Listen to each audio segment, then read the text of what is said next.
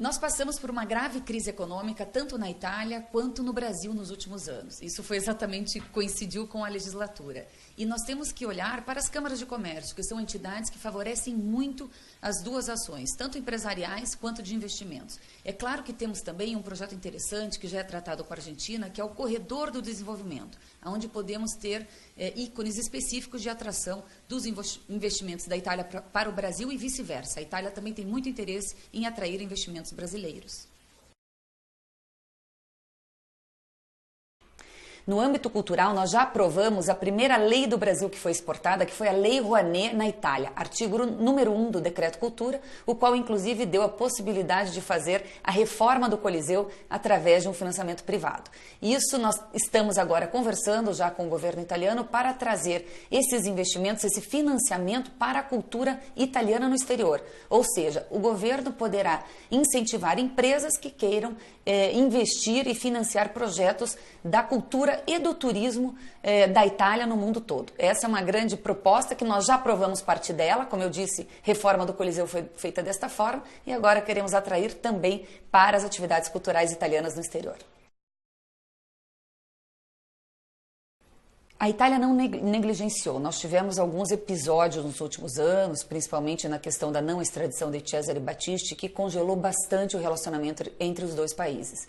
Então, agora, nós estamos retomando isso com o governo que foi este do Partido Democrático. O Matteo Renzi veio, muito contente, vários ministros vieram também, não só o próprio Paolo Gentiloni, que é o atual primeiro-ministro, como outras autoridades importantes da Itália. Então, nós temos interesse, sim, em retomar este contato. Claro que tudo isso depende do futuro político dos dois países.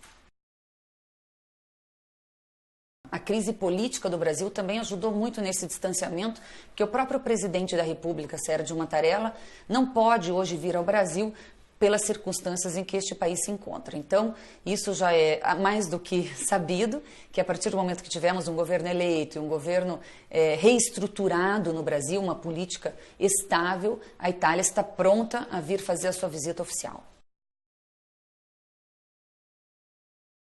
Sou a favor e acompanhei isso passo a passo desde o seu grande episódio em 2008.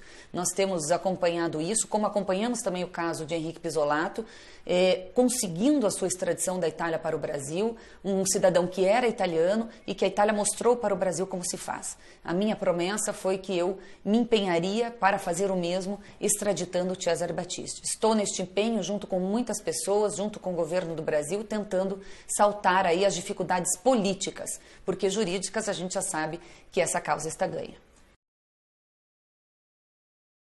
A permanência de Cesare Battisti no Brasil, ela é ilegal, porque ele teve a sua extradição concedida, mas para permanecer em território nacional, ele precisa ter uma espécie de uma permissão para aqui estar. E ele não tem essa permissão, tanto que ele foi condenado a ser deportado pela juíza Adversi e que agora esta ação, como tantas outras, estão em grau de recurso. Então, juridicamente, tecnicamente, tudo cabe para que Cesare Battisti saia do Brasil, deixe o Brasil. Aí é óbvio, como eu disse, nós temos aí alguns impedimentos políticos que, infelizmente, ainda acabam bloqueando muito a nossa justiça aqui no Brasil. É o grande calo hoje da nossa italianidade no mundo. Os consulados não dão conta de atender. Claro que tem uma precariedade imensa nos serviços e nas estruturas consulares. Nós trabalhamos já isso no meu mandato agora enquanto deputada. Nós trouxemos verba, mais de 2 milhões de euros para os consulados. Nós trouxemos várias coisas para agilizar esses serviços. Até mesmo conseguimos aprovar a Convenção das Apostilas, que é o conhecido Pacto de Haia, para diminuir em 50% a burocracia. E vamos continuar tratando dessa forma. A nossa insistência é com o governo italiano que melhore cada vez mais essa estrutura dos consulados, que é aí que a gente precisa fazer com que funcione e que mude, principalmente, a mentalidade daqueles que devem dar ao cidadão italiano o seu direito de reconhecimento desta cidadania. Não, não sou a favor, até mesmo porque eu sou bisneta de italiano. Meu avô Alberto Brustolin, que veio para o Brasil em 1921, nasceu em Treviso, e da outra parte ainda também sou bisneta da parte de Lucca, na Toscana. Então, nós temos sim defendido muito essa bandeira na Itália, não só pela dificuldade de reconhecer essas cidadanias, mas que cada um tem o seu direito cumprido. Afinal de contas, nós já nascemos cidadãos italianos, pelo direito do ius sanguinis. E assim, nós precisamos só de um reconhecimento burocrático, que é obter, então, a documentação italiana. Assim, vamos defender sempre os nossos italianos no exterior. É um projeto bastante polêmico porque ele depende de ter muitas condições, né? A Itália não vai conceder cidadania simplesmente às pessoas que moram ali, mas nós precisamos ter muitas condições para que as crianças que nasçam ali tenham realmente condição de ser cidadãos italianos, se assim for escolhido pela sua família.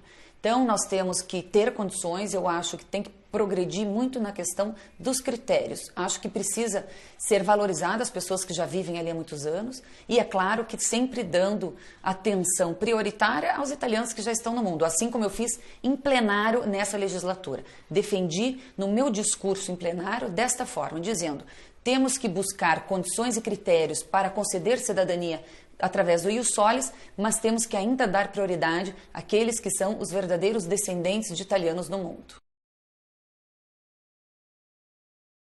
A crise migratória hoje ela é um problema do mundo, é uma falta de coesão social, um pouco daquilo que aconteceu no passado com os nossos avós que vieram da Itália para o Brasil e muito daquilo que está acontecendo hoje. Eu, inclusive, estive pessoalmente visitando Lampedusa, o centro de acolhimento de imigrantes que chegam da Líbia, do norte da África. É muito triste essa realidade. E não é a culpa da Itália nem da Europa. A culpa é do grande capitalismo que o mundo vive hoje. Essa diferença de classes sociais. O que a gente vê no Brasil entre centro e periferia das cidades, a gente vê no mundo entre países ricos e países pobres. Então precisa se transformar a realidade do mundo para a gente buscar uma solução na questão dos fluxos migratórios.